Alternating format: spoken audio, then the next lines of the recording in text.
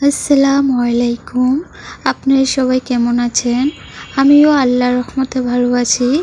আমার ভিডিওটি কাছে কিংবা দূরে, দেশ কিংবা দেশের বাহিরে যারা দেখছেন তাদেরকে অসংখ্য ধন্যবাদ।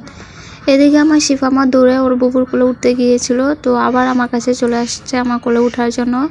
তো আমার শিফামার দুষ্টামি কথা কী বলবো, যতই বড় হচ্ছে ততই কোলে উঠতে চায় আর কি।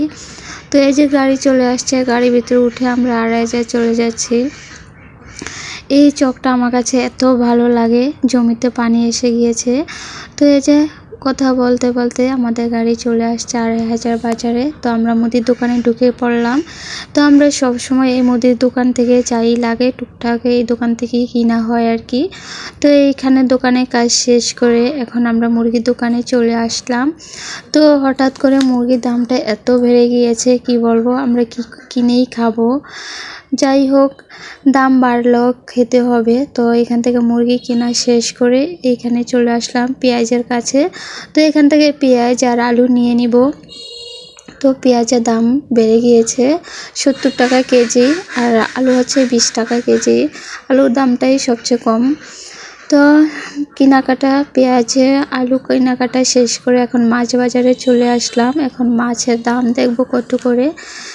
যদি আমাদের কাছে দামে বনে তাহলেই মাছটা কিনবো আমরা।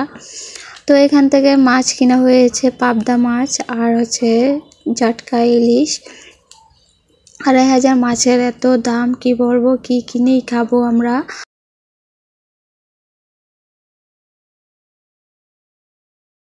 আমার ভিডিওটি যদি ইউটিউব চ্যানেল থেকে দেখে থাকেন প্লিজ সাবস্ক্রাইব করে পাশে থাকবেন। আর পুরাতন আপু ভাইদেরকে অসংখ্য ধন্যবাদ।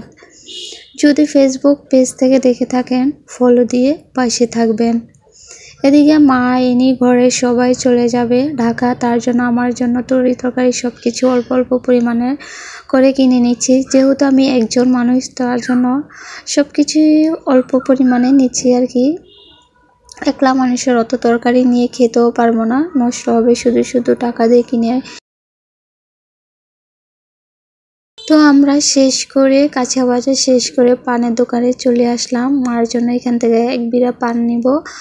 মা দিকে নিষেধ করতেছে পান নেওয়ার জন্য, তাও আমি মার জন্য জোর করে এক বিড়া পান নিয়ে নিলাম। আজকের ব্লগ ভিডিওটি কেমন লেগেছে সবাই কমেন্টের মাধ্যমে জানাবেন। আল্লাহ হাফিজ।